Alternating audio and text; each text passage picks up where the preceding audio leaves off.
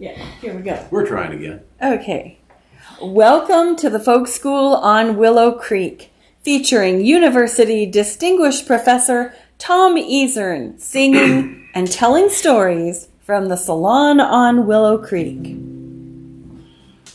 Well, I am an old bachelor, Lon Thomas by name. You'll find me out west on an elegant claim. You'll find me out west in a country of fame, where I'm starving to death on a government claim.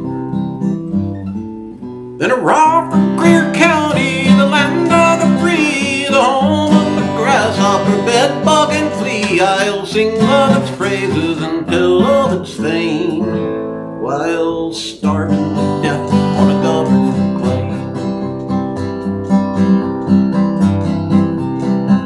My house, it is built of the natural sod, the walls are erected according to odd. The roof has no pitch but is level and plain, and I always get wet when it happens to rain.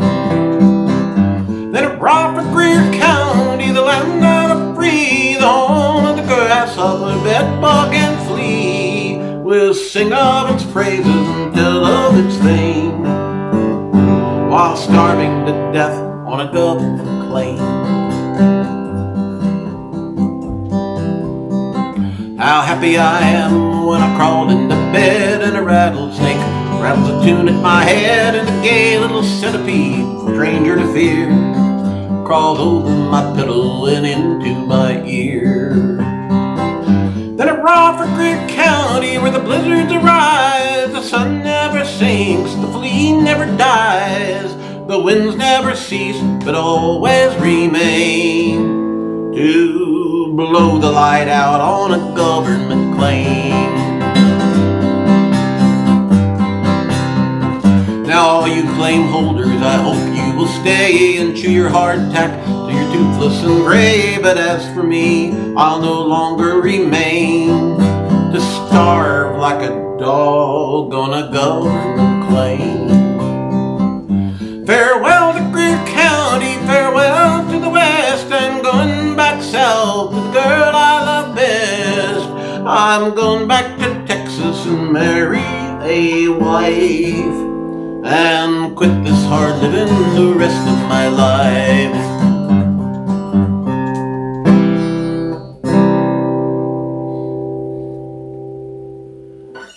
Well, our friends from Kansas may be protesting. You're singing that song wrong. That's the Lane County Bachelor, from Lane County, Dighton, Kansas. Well, no, not this version. This is the Greer County Bachelor by a fellow named Lon Thomas. He claims to be the author. Well, we're starving to death on a government claim tonight because it happens to be the anniversary of the Homestead Act, signed into law by President Abraham Lincoln on May the 20th of 1862. Quickly, Dr. Kelly, how many years is that? It's 62 to 22. That would be 160 years. 160 years ago. Yeah. 160 years ago, Homestead Act. There would be no math. Signed into law, and of course, if Denise is out there listening, then she's now rolling over because we're valorizing the settler society again here. Well, it's time. It's the Homestead Act tonight. There's other stuff coming up tonight, but this song, well, probably the greatest anthem of the settler society on the homesteading frontier is Little Old Sod Shanty on the Claim. Now, we've kind of got the goods on that ballad. This one's a little more slippery yet, but I expect we'll track it down. What we got is many different varieties and permutations of the Greer County Bachelor, the Cheyenne County Bachelor, the Lane County Bachelor, the Duck Creek Bachelor. It's all over the Great Plains. Well, where did it originate? Well, okay, this particular version I just sang by our man Lon Thomas from Mangum, Oklahoma, not that far from where Melvina grew up, by the way, Dr. Kelly. And there's another version actually from Roger Mills County, her home county, yeah. Melvina and John are saying hello. Well, I might be disappointed in our man, our balladeer, Lon Thomas, but actually I'm kind of delighted to discover that he has kind of a checkered past. I'm looking right now here. Cases determined by the Criminal Court of Appeals, State of Oklahoma, 1911. Lon Thomas et al. Versus the state, appealing a conviction. Well, how did he get in trouble? Well, in the first place, here's one report that he and an accomplice made off with 2 hogs that the neighbors had actually killed and dressed and hung, and they stole them off the rack. Well, that was the beginning of it. That might have been a misdemeanor offense, but then here a little bit later on, oh my goodness, L.A. Thomas and E.C. McLean arrested and held in the county jail on the charge of stealing 4 bales of cotton from a car at Mountain View. And we've been to Mountain View, by the way, Dr. K, and it resonates to me. Is that where we had a hamburger that was built into a pie plate? I believe so. It was like the world's largest hamburger. Yes. Yeah. Yeah, so this particular balladeer, all right, I've argued that these balladeers are not primitives, they're folk artists. Sure enough, Lon Thomas lands in jail, and here he is written up in the Hobart Democrat. One of the prisoners at the jail is an artist of no ordinary ability. He starts in 1908 turning out political caricatures and cartoons, making fun of Governor Haskell and other Oklahoma politicians at the time. All right, so I'm kind of gratified that that's one of our balladeers, a creative criminal, so to speak. The standard wisdom would trace this song, according to its usual title, the Lane County Bachelor, to Lane County, Kansas. Here I got an article, 1977, by a really eminent folklorist, Jan Brunvand, the Lane County Bachelor, folk song or not. Well, of course, he concludes, yes, it is. And he tries to track it down there in Lane County. Now, Jan Brunvand is best known for bringing into the American lexicon the phrase urban legend, the vanishing hitchhiker, and all these stories. You know the story of the vanishing hitchhiker, Dr. K? No, I do not. Probably too young. Yeah. So, Oh, yeah. You know, 2 fellas dragging around by themselves with no dates, and they see standing by the street corner on the sidewalk a young woman apparently in a prom dress. And she seems to be a little bit disoriented, and so they pick her up and say, Miss, where can we drop you off here? And she gives them an address, and they take her there, and they look around for her to get out, and she's not in the car anymore. And so then they walk up to the door, and a middle-aged woman comes out, and they say, ma'am, we picked up a girl at such and such a corner, and we brought him. She said, drop her off, please, at this address. And then we kind of lost track of her. Did she make it in? And the woman got an odd look on her face, and she says, what corner was that? Why are you laughing? And she says, 10 years ago on prom night, my daughter was killed in an accident at that corner. And so he does all these vanishing hitchhiker urban legends, but he also branches. He's probably the most eminent folklorist of his generation. Now, so I'm not going to trash him. He did a wonderful job writing up the Lane County Bachelor. He concludes that it does originate sometime in the late 1880s in Lane County, Kansas, and that it's about a real character named Frank Baker, who was an unfortunate homesteader there. I don't know. I'm going over this. I'm not convinced there ever was such a character as Frank Baker as described in the ballad. There are a couple guys named Frank Baker who passed through Lane County about that time, but there's no evidence that either of them ever homesteaded or stuck around for very long. I think Frank Baker is just a fictional persona to be the homesteader and the repository of all our frustrations on the homesteading frontier. I think. Meanwhile, what happens with the song? It goes everywhere. You know, in the famous Kepner text, which is in the library at Fort Hays State, dates from 1891. He says, this fellow intimates that he's a neighbor of Frank Baker, the alleged persona. I'm suspecting Ed Keckner may be the author himself. I can't prove that. I got to go look at that manuscript one day. But same year, the thing appears in Burton, Kansas, under the title Frank Baker, and it's localized, and it's about Lane County. A year or two later, it's showing up in newspapers all over the place as allegedly a homesteader in Cheyenne County. In the early 1900s, 1911, 1912, the song's popping up all over the Nebraska sandhills about homesteading in the sandhills. Interesting connection. It evidently traveled there from Ellis County, North Dakota, where George Reichman, a Canadian homesteader in North Dakota, had composed his own, or adapted his own ballad of homesteading on Duck Creek in North Dakota. It's a well-traveled song and worthy of a lot more investigation before we try to deposit that one in the Willow Creek songbag, Dr. K. What are you pecking away at there? You got any news from NDSU Press for us tonight? Oh, is it time for that? Okay. Well, yes, it is. We've talked about the Homestead Act, which was much trashed when I went to college as a terrible failure. It's been rejuvenated by historians. They figure, it kind of worked pretty well. We've done the Homestead Act. We've done the Lane County, Greer County, Cheyenne County, Ellis County Bachelor. You're on, girl. Okay. As the University Press at a land-grant institution, proud to be publishing about our region and beyond.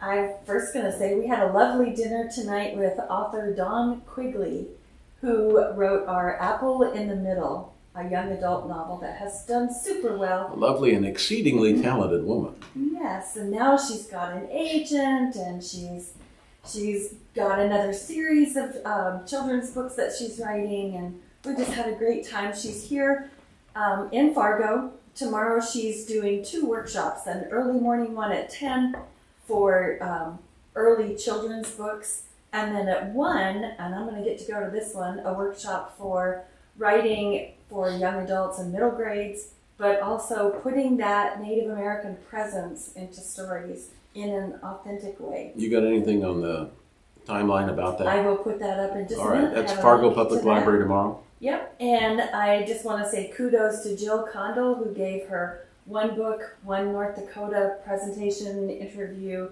last weekend and did a splendid job with her Clean Daughter, a cross-continental memoir. And we have a brand new author, John Enger, who is having his book launch on Monday in Bemidji at a brew pub. That's a good place. He has a good background in publishing. His dad is a novelist. His uncle is a novelist. That's 2 brothers, Lynn and Life Enger. And now John is forging his way on his own.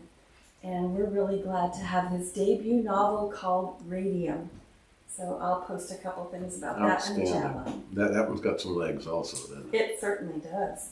4 legs for 2 brothers who traverse one step ahead of the law. That's a good story. That's all I have. You got all your plugs in? Yeah, I think so. Okay.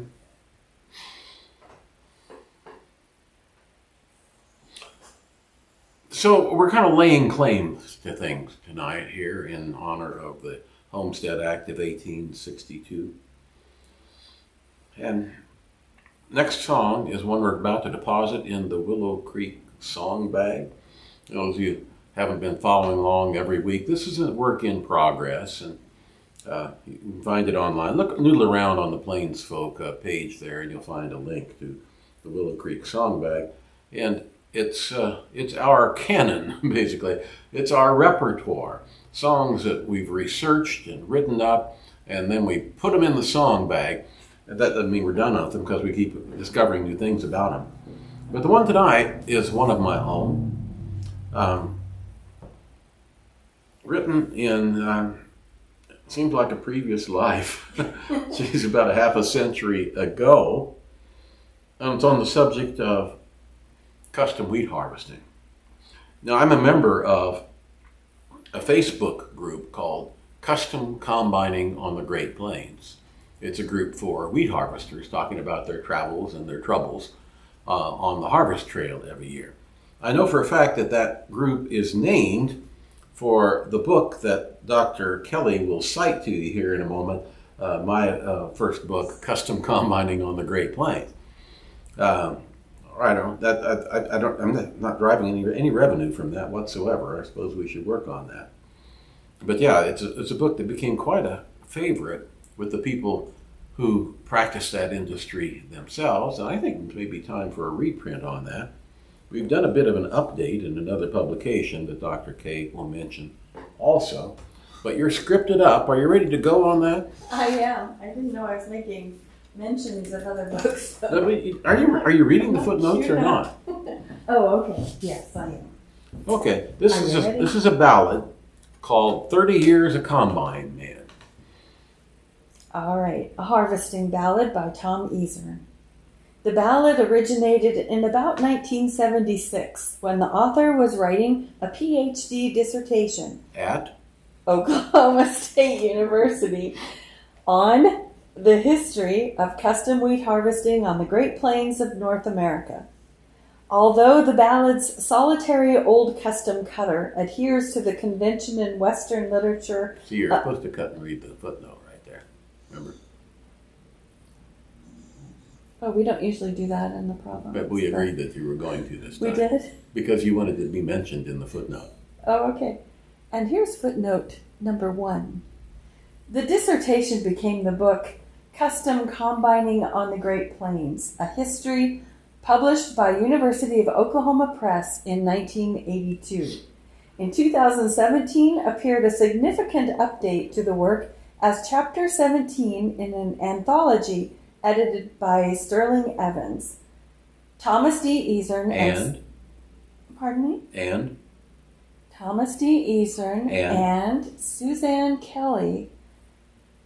The article, or the chapter title is Done for Another Year, The Resilience of Canadian Custom Harvesters on the Northern American Plains. This appeared in Farming Across Borders, A Transnational History of the North American West, published by Texas A&M University Press. Okay. Although the ballad's solitary old custom cutter adheres to the convention in Western literature of valorizing last things, the last frontier, the last cattle drive, and so on, the images and episodes are fair representations of what the author encountered during his doctoral fieldwork. Raised on a wheat farm in Barton County, Kansas, he himself never made the custom harvest. He stayed home to plow, which circumstance possibly contributed to his balladic romanticization of custom harvesting. However, the self-conscious vainglory of custom harvesters, historical and current, is a real thing. Final caveat: the ballad is male-dominant. This is a product of the time of its composition. For about a half century from its origins, custom combining was a male-dominant industry. Women filled essential support roles, sustaining the crew in the field, holding down the farm at home, handling administrative management. Late in the 20th century, young women, beginning with daughters raised in the business, commenced participation in the fieldwork in significant numbers, soon becoming an essential component in meeting the exacting labor requirements of the harvest. And the context? The combined harvester, or combine, was the essential technological development that enabled itinerant custom harvesting on the plains. Its general adoption in the 1920s on the southern and central plains, somewhat later to the north, displaced the custom threshing outfits of the days of steam, which used stationary separators and operated only locally. Owners of the combines took to the road in significant numbers with the outbreak of World War II, which caused scarcity of both machinery and labor. Thus, it was a wartime expedient to transport combines and crews from Texas north, sometimes all the way into Canada, using the same machines to handle the harvest in multiple locales. Post-war, the industry proved resilient because of the logic of it. Combines were used for only a few weeks of the year. It made sense for many farmers to rely on custom operators rather than invest in expensive harvest machinery. Thus, custom harvesting evolved into a perennial phenomenon, a skilled and self-conscious profession that passed from generation to generation. And you can check in with Lynn Bueling on the chat line if he's there to check on that. He was an old custom harvester. Lynn was a custom harvester? Yeah, he was. Wow. There are probably others out there who have been also. He has so many talents because I know he also whittles beautifully. I think he would say he carves. Oh, carves. Okay, I'm sorry. He does beautiful wood carvings. Okay, now don't forget the footnotes here. Okay. Ready? Barroom was filled with cowboys and clusters. Nests of sodbusters were lining the wall. At a table by himself sat an old custom cutter, a custom combiner, a harvesting hero in a blue overall.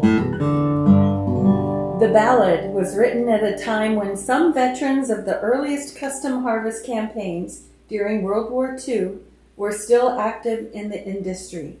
Participants in the Massey Harris Harvest Brigade, as well as custom harvesters in general, were hailed as heroes for bringing in record harvests to meet wartime demand.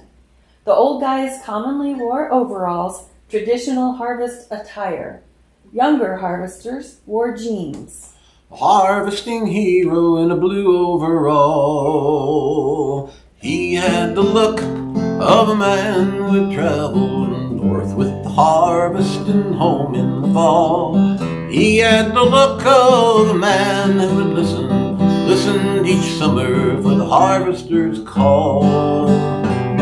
30 years a combine man, riding the south wind across the land. From the Texas Panhandle to Saskatchewan, 30 years a combine man.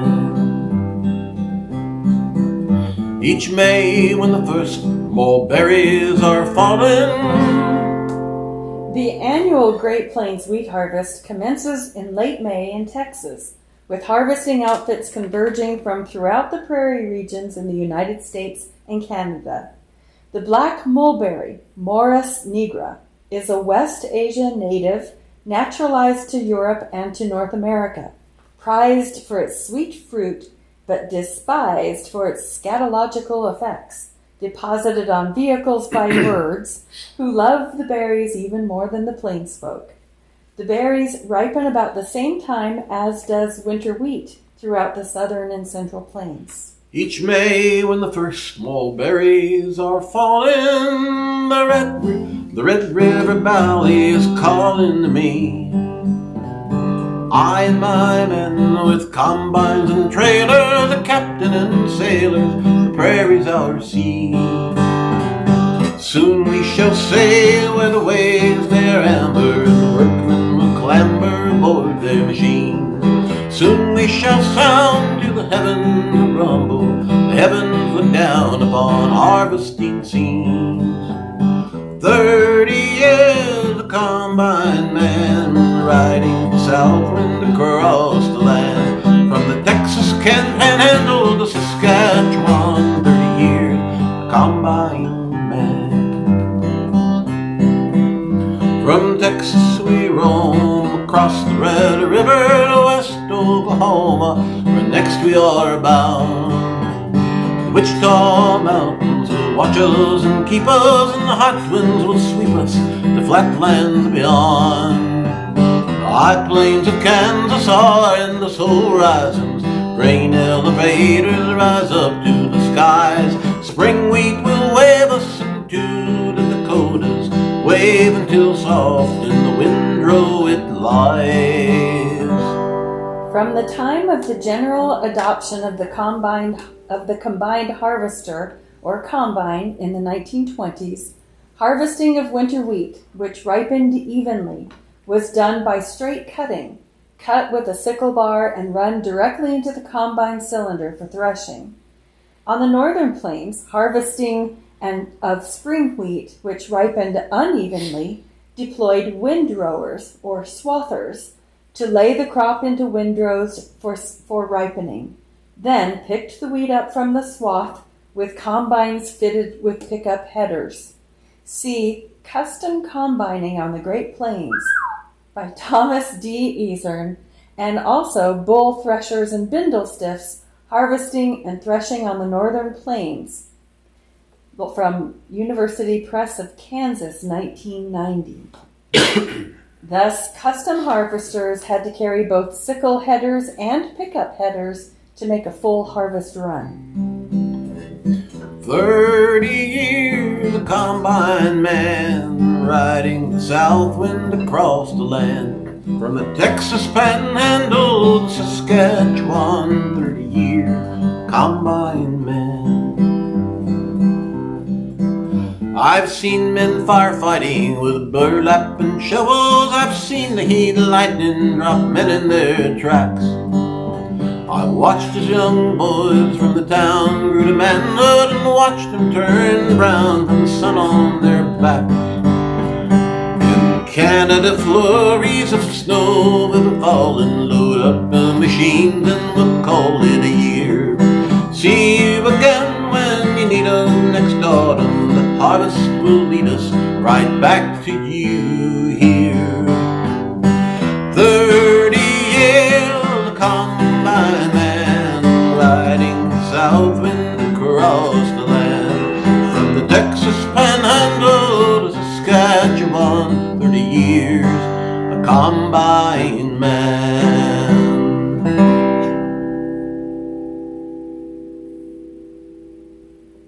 And that one goes into the song bag. Congratulations. Well, I don't know. We have any articulate or obnoxious guests on the chat line tonight? Oh, well, Lynn says yes. He was a harvester for 3 summers. Aha. That's a pretty long haul. And Elroy Lindis says he's watching the program tonight from his grandfather's homestead dated in 1878. Excellent.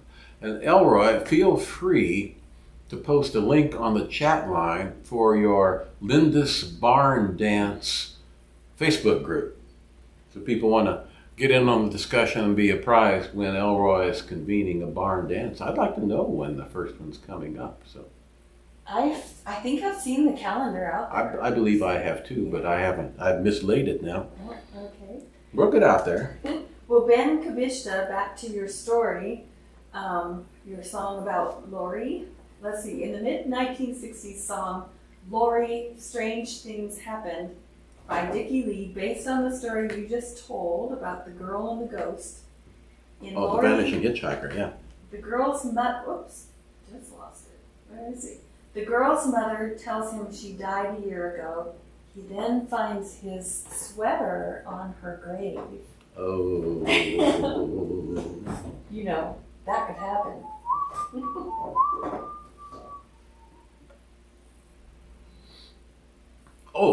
Some may remember here a couple weeks ago, we were graced by a guest in the salon on Willow Creek, Tom Brousseau from the Great American Folk Show.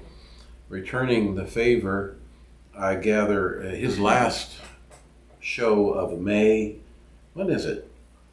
Well, whatever, the last show of May, 28th, 29th, something like that. You can Google the Great American Folk Show, or go to Prairie Public and you'll find links. I'll be on his show. How about that? Well, I guess happy to be there. Yeah. It's an honor to associate with a fine balladeer and like he's Tom. just a really nice man. Seems to be. Yeah. We're going to have to find some dirt on him. He's No, let's just enjoy. Some discoveries going on lately. We've heard both the Cowboys Lament here and the Dying Cowboy, or Bury Me Not on the Lone Prairie. When I wake up at 5 o'clock, 5:30 in the morning, old guys do that, right? And nobody else is up. Even Angie, the history dog here, doesn't usually roll out till 6:30 or 7. I get to noodling around, and sure enough, here's another version of the Cowboy's Lament and see, we got friends from Emporia, Kansas out there. There's an Emporia version of the Cowboy's Lament. As I went up to McFinnigan's barrow, a barrow, you see, is another word for what we would call a food truck today, a food cart. And I don't know where this was. Was there a guy named McFinnigan in Emporia who was running, a snack cart up Commercial Street? I don't know. Or whether it kind of came from somewhere else and just published in Emporia. So the new text of the Cowboy's Lament, likewise, and this has got me a little excited. I don't know what to think of it. The dying cowboy, Bury Me Not on the Lone Prairie, has been considered to have no known author. The first claimant has surfaced, a fellow named L.A. Doles. His text published in the Morton County Democrat of Frisco, Kansas. That's way out in the western part of the state. And there it is. The Dying Cowboy, written by L.A. Doles. Lafayette Andrew Doles, I found as I traced him down. Interesting character himself. Another one of these checkered balladeers. He, a Mormon who evidently was married the first time in the temple. And then I've got the newspaper coverage when he's sued by his wife for non-support, and she sues for divorce. And then he's remarried. He's back out to Kansas, and then he's back to Utah, remarried again. I don't know. Some of these guys, singers, they're a brilliant and sometimes checkered company. Just reports on the stuff comes up. I don't bring it all in, but these are songs I've been singing lately, and it's a moving target. New stuff surfacing all the time. Any other correspondence from the chat line? Nona Wood, who has some Kansas and Oklahoma connections. Yes, she does. Well, wait a minute. Quinamo, isn't it? Nona hails from Quinamo, I believe. I don't remember. Maybe she'll write that in here. She's responding to the Kansas mulberries story. Sweet to eat and neat to climb. Oh, for climbing. I like a mulberry pie. The purple ones, they just won't thrive this far north. One of the things your mom and I did was to go out and pick mulberries. We've got some good photos of you and her. But what she was on to me, she says, I know what you're up to. You're trying to, what was it? Well, it was to get to know each other better, and I forget how she phrased it exactly, but she said this was a good way for us to get to know each other while we're standing out under the tree picking mulberries. Well, there you go. Mulberries they're a little like Juneberries to my point of view. They need a tart mixer in there. Yeah. And that's a great big metaphor if there ever was one, right? Kind of like you and me. You got to have a tart mixer. You need a tart mixer in the Juneberries. They have a wonderful kind of vanilla-esque flavor, but they just don't have that punch. You throw some rhubarb or gooseberries in there, and you're in business, and the same goes for mulberries. Yeah. Speaking of tart things. Yes. And laying claims to things. You see, that theme for obviously staking a homestead claim, that's staking the claim. 30 years of combine man, custom harvesters, more than any other occupational group since the cowboys of the trail driving and open range era have a consciousness as a continental region of the Great Plains as a continental region stretching from Texas to Alberta. They have that sense, they follow that trail every year. And here's a odd little story of staking a trail. Oh, I didn't hold up the stuff. Hang on. Oh, I brought all these books. Coming around to it. This one you mentioned, Custom Combining on the Great Plains? Yeah. Anybody ever looked at the author photo on that? You see that? Hold it up where they can see. A current rendition. Who is that whippersnapper, huh?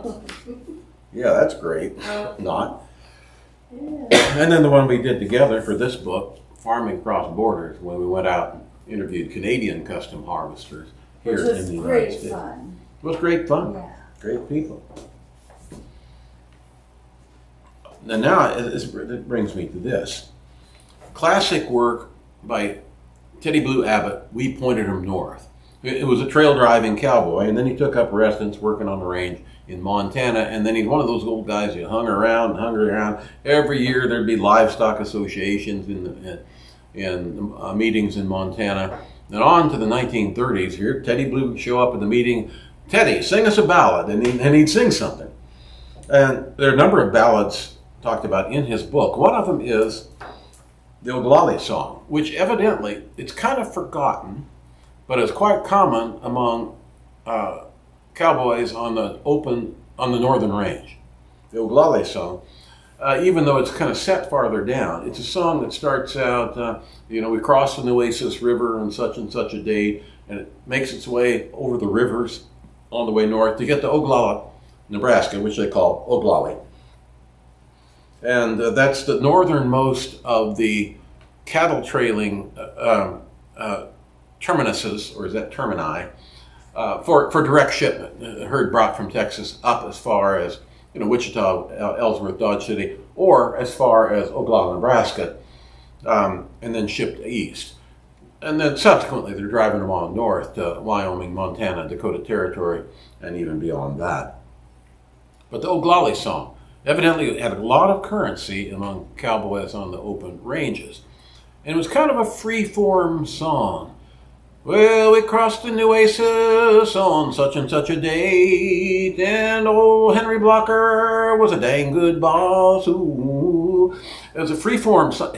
Most cowboy ballads are not like this, whatever old-time ballad scholars like to think, where people are just making up verses as they go along. But evidently it is the case with the Ogalally Song. And then, back to the theme of staking the claim, Teddy Blue describes his encounter, well, he doesn't exactly describe him, he alludes to his encounter with a woman he calls Cowboy Annie. Now, the staking a claim part of the thing is Cowboy Annie was a lady of the evening in Miles City, Montana. And evidently she became the sweetheart specifically and maybe exclusively of the cowboys of the N-Bar outfit that Teddy Blue was working for at the time. In Miles City there was a girl with big brown eyes and coal black hair, with her peachy cheeks and her ruby lips that I love to kiss, mama.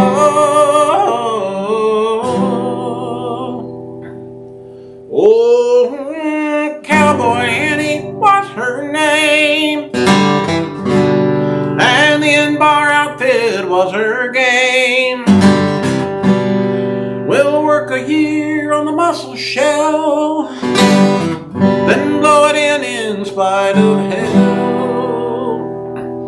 And when the beef is 4 years old, we'll fill her pillow slips with gold. Oh, oh, oh. And so that was Teddy Blue's version of the Ogalally Song, localized to the Yellowstone country of Montana. Cowboy Annie. Okay, see, I just found this out this week, that she's a real personage and well known at the time. Annie Towie, better known as Cowboy Annie. From the Havre Plain Dealer, 15 March 1902, Mrs. Annie Towie, better known as Cowboy Annie, died here Friday morning at 10 o'clock at her home on Bullhook Creek from heart trouble. She has been a well-known character in the West for years and died poor, although she had handled a large quantity of money in the palmy days of Montana. A daughter who is in school in Helena survives her. Okay, now there is a regular collection of narratives about Annie Toby. She's buried in a grave without a marker in, where is it? Hang on. I know I've got it. Oh, there she is. In Havre, in the Mount Hope Cemetery of Havre. You know, we can't really visit her grave. There's no marker on it. We have to have a plat map to find it. We were talking about going through Havre this summer. But there she is, died in 1902. Now, among the various news stories, here's one from 1894. Sister Columbia, Mother Superior of St. Vincent Academy at Helena, returned to the temporary capital yesterday after spending several days in the city and adjacent towns.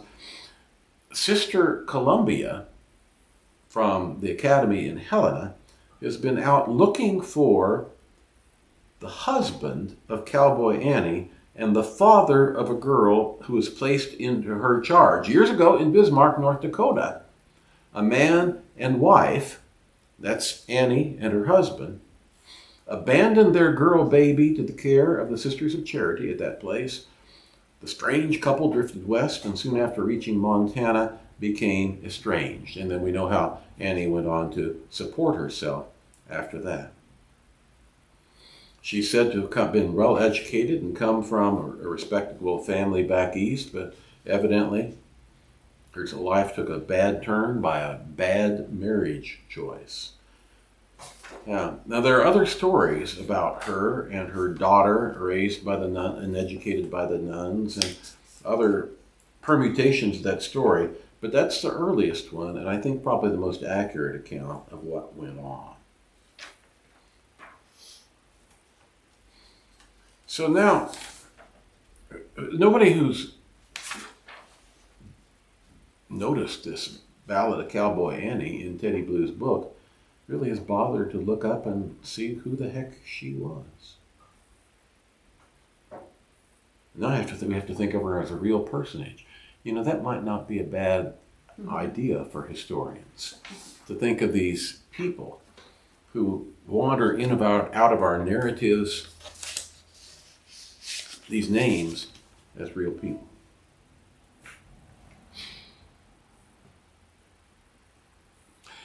You know, this whole Willow Creek Folk School is a little bit about staking claims, isn't it? You know, every week, we've got it. We've got the first known text of Bury Me Not on Lone Prairie. We've got the original text of Utah Carl, you know. That's all staking claims in it. Most of us in whatever walk of life, we're staking a claim to something. I'd like to stake a claim to the garden out back in these windows, but I'd have to put on my duck boots. It would take at least, the water's creeping up there among the beds, Dr. K. I don't think it's going to reach your roses, but it's coming up on us. But you know, there in the raised beds, there's still some size. Since, you know, they're this high off the ground, there's some signs of hope out there. You know what I'm talking about? Onions? What? Rhubarb rising in the middle of May, her fulsome buds peeking through the straw. Oh, faithful lover who never fails, signaling hope for a forlorn land. Her arms outreaching strong and red, her leafy hands like green parasols. Oh, oh, oh.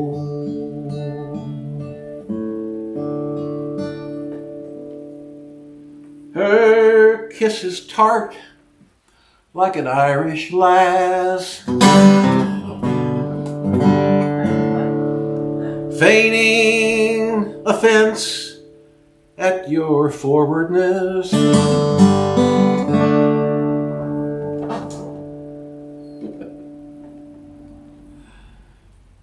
But she still is comfort in the fickle spring. The frost may come, but she does not freeze. Oh, Rhubarb, come to the kitchen now. We bring you sugar, cinnamon, and cardamom. Till us sweet lies, the sun will shine. Summer is near, everything we want to hear.